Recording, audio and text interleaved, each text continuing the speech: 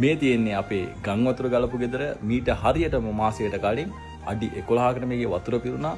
හැබැයි අද ඒ ගෙදරම ඔයාලට පේනවා පවුල් 300කට වියලි ආහාර, ඊට පස්සේ පිලෝ, තව බෙහෙත් වර්ග, ඇඳුම් මේ ඔක්කොම ඇතුළුව ලොකු පැක් එකක් දෙනවා අපි අපේ ගමේ පවුල් 300කට.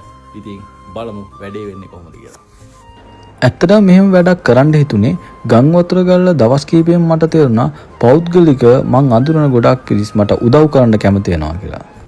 ඊට පස්සේ තමයි මායි මගේ යාළුවෝ තීරණය කරේ මොන බාධක ආවත් අපි මේ ප්‍රොජෙක්ට් එක කොහොම හරි කරනවා කියන එක.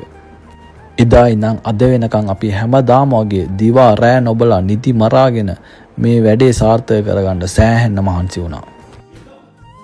කාටත් අඩුපාඩුවක් නොවිය යුතුයි කියන තැන හිටපු නිසා අපි මේකට ටෝකන් එකක් පවා ඉෂුව කරා.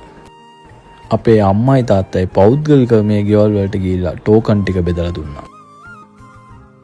ඉතින් මේ වැඩේ කිසිම අඩුපාඩුවක් නැතුව අද දින ලස්සන්ට සිදු වුණා. ගම් වතුර ගල්ලා හරියටම මාසයකට පස්සේ මේ දේ කරන්න හිතුනේ මේ අපි ඉන්නේ සෙකන්ඩ් වේව් එකේ. කලින් ගොඩාක් මිනිස්සු උදව් කරන්න හිටියත් දැන් ඒ පිරිස අඩු වීගෙන එන්නේ.